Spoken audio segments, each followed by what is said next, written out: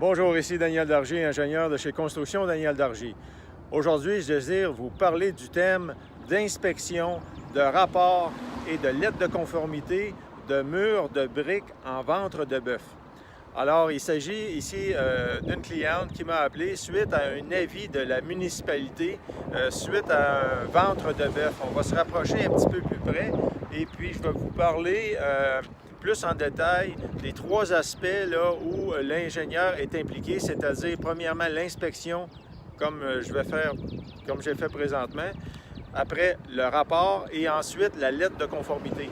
Donc on va voir en premier le ventre de bœuf. Comme vous voyez ici, la municipalité a érigé un périmètre de sécurité et tout de suite là, est envoyé un avis à la propriétaire. Et comme vous voyez ici en haut, vous voyez ici là, la couleur change, est plus foncée. Donc il y a déjà eu de l'humidité, de l'infiltration d'eau qui s'est produite en haut. Et les blocs, là, vous voyez des blocs là, de couleur grise en haut, là, sont en train de se détacher et le mur est sérieusement là, gonflé, c'est-à-dire en ventre de bœuf. Donc, qu'est-ce qui cause les ventres de bœuf? Donc, il y a différents types de ventres de bœuf. Il y a premièrement les ventres de bœuf comme l'immeuble qu'on voit ici. Donc là, je vous parle là, plus concrètement de la partie inspection. Donc, ce qui cause les ventres de bœuf, c'est principalement les attaches de la brique qu'on appelle aussi dans le jargon les feuillards.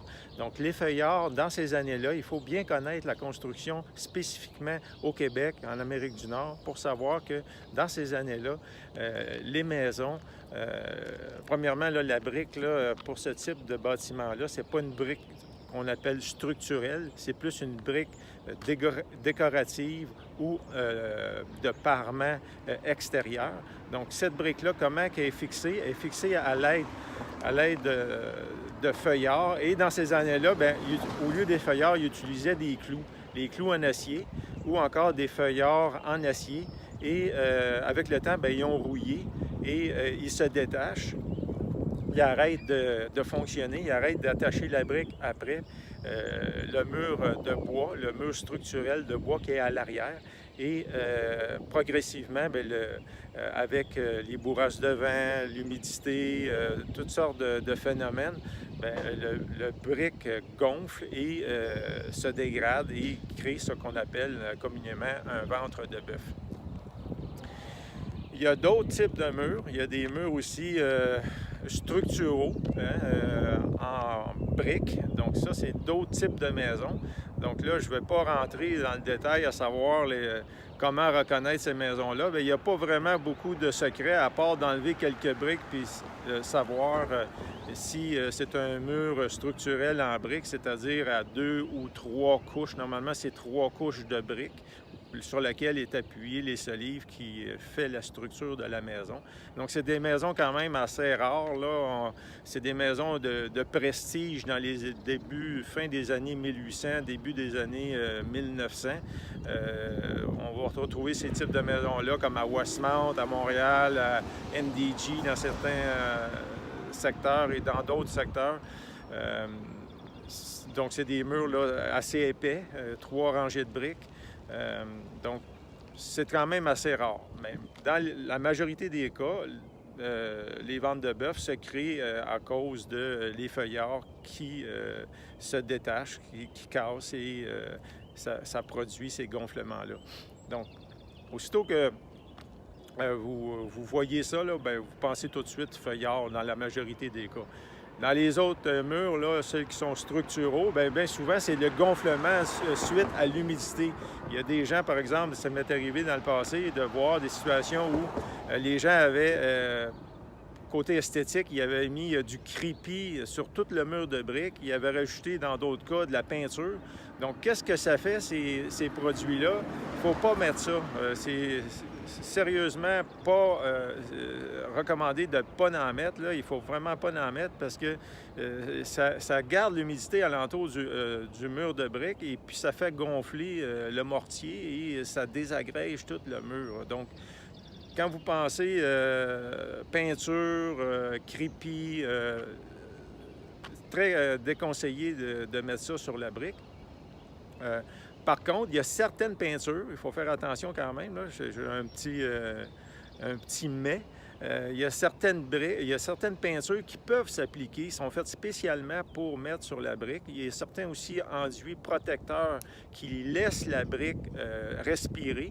Donc ça, oui, mais il faut quand même l'acheter dans des endroits spécialisés avec recommandation. C'est écrit sur le produit, la peinture ou sur le protecteur qu'on peut appliquer ça parce que ça ne cause pas de problème à la brique. Donc ça, c'est la partie inspection. L'inspection, là, qu'est-ce qu'on fait principalement comme ingénieur? Bien, on vient inspecter. Il n'y a pas de science là, pour les murs de briques en vente de bœuf. C'est pas un domaine où on peut regarder dans une table là, si la brique est gonflée de tant d'angles, c'est dangereux. Si c'est moins que tel angle, c'est pas dangereux. C'est assez subjectif comme appréciation de l'ingénieur. Disons qu'il y a quand même là, la sécurité du public, c'est toujours ce qui prime dans les inspections, dans tous les travaux des ingénieurs, c'est la sécurité du public, des habitants, donc la sécurité en premier. Puis quand on a un doute, bien, on procède à des travaux de réparation importants, comme le démantèlement. Ici, oui, c'est un cas de mur assez gonflé en hauteur, là. Donc, ce n'est pas des travaux de stabilisation parce que, mis à part la sécurité du public, il y a aussi la sécurité des travailleurs. Donc, les gens qui vont travailler ici, si on leur demande, par exemple, dans des cas qu'on n'est pas certain, de stabiliser la brique et qu'en travaillant, bien, en essayant de la stabiliser, bien, tout s'effondre, bien, ça met la sécurité des travailleurs en cause. Donc, on ne veut pas ça. Donc, il y a une autre considération importante ici. Si on se recule un petit peu, si on va un petit peu plus à l'arrière, vous voyez, là, il y a des fils électriques. Là. OK? Il y a des fils électriques juste à quelques mètres de la maison. Donc ça, là, normalement, ici, dans ce cas ici, dans des cas de vente de bœuf, tout de suite, ce qu'on demande, normalement, c'est d'utiliser des nacelles pour ne pas utiliser des échafauds, parce que dans le cas que ça tombe, on ne veut pas que ça tombe sur les travailleurs qui sont dans les échafauds. Par contre, ici, il va falloir user un petit peu d'ingéniosité dans le sens que, premièrement, il va falloir demander à Hydro-Québec de sécuriser les fils électriques pour que les travailleurs à proximité n'aient pas de danger de travail. Et aussi, il va falloir voir avec Hydro-Québec et la possibilité d'utiliser une nacelle. Sinon, bien, il va falloir faire très attention. On va s'approcher. Dans le coin arrière, le mur de briques est beaucoup moins en vente de bœuf. Donc, probablement, si on ne peut pas utiliser par Hydro-Québec de nacelle, on va monter des échafauds, puis on va commencer à l'arrière où il y a moins de danger, il n'y a aucun danger. On va commencer à l'arrière, puis s'en venir vers l'avant pour défaire le mur de briques à l'aide d'échafauds, mais monter progressivement. Donc ça va être une autre technique. On va ou bien, à l'idéal, utiliser une nacelle, ou bien encore utiliser un échafaud de façon sécuritaire. Donc, qu'est-ce qu'on fait principalement comme ingénieur? C'est, premièrement, dans l'inspection, identifier le mur de briques en vente de bœuf, voir quelle stratégie qu'on va utiliser. Est-ce qu'on va le stabiliser avec des plaques, avec des ancrages, ou encore le démanteler? Bon, dans le cas ici présent, on va le démanteler. Après, on écrit un rapport avec des recommandations. Donc ça, ce rapport-là va être envoyé à la cliente, au client, puis à la municipalité. Dans ce rapport-là, qu'est-ce qu'on met? Bon, on va expliquer le périmètre de sécurité à installer. On va expliquer comment s'y prendre pour démanteler la brique. On va expliquer aussi dans quel délai il faut que ça soit fait. Bon, dans certains cas, là, on est pratiquement au début du printemps. Donc, on peut commencer à faire des travaux. Par contre, quand on a des situations comme ça, l'hiver, c'est plus délicat de travailler. Ça demande du chauffage, la brique, tout ça. Par contre, quand c'est un problème de sécurité, il faut agir tout de suite. Mais dans certains cas, on peut stabiliser puis faire les travaux plus tard. Donc, c'est toutes des choses qu'on va mentionner dans le rapport.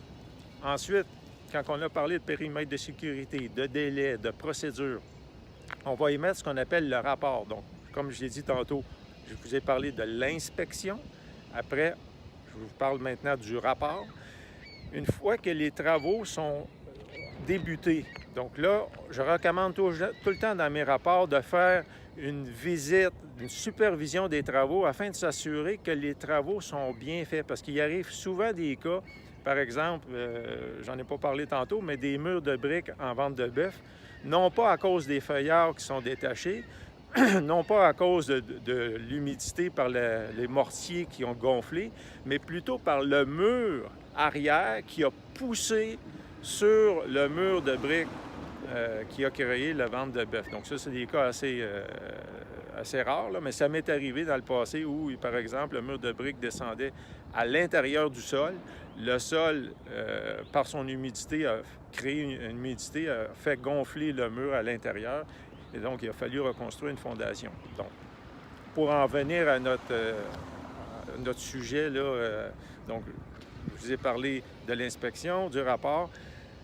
Maintenant, de la supervision des travaux qui est, selon moi, très important pour s'assurer d'écrire à la fin ce qu'on appelle une lettre de conformité. Donc, 3 choses. Premièrement, l'inspection. Deuxièmement, le rapport. Et troisièmement, la lettre de conformité à la fin de travaux qui va attester, ni plus ni moins, que les travaux ont été inspectés au départ, qui ont été supervisés et qui sont bien réalisés, et que maintenant tout le monde peut dormir tranquille et que la responsabilité surtout incombe maintenant à l'ingénieur qui a fait la supervision des travaux.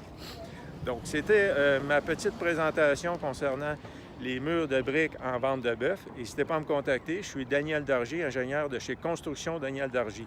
Vous pouvez voir plusieurs de ces vidéos-là sur le site web ingénieurstructurebâtiment.com ainsi que en cherchant sur Facebook Construction Daniel Dargy. Et également, vous pourrez retrouver toutes les vidéos sur YouTube, bien sûr, en faisant Daniel Dargy, ingénieur. Donc sur ce, merci de votre écoute et à la prochaine.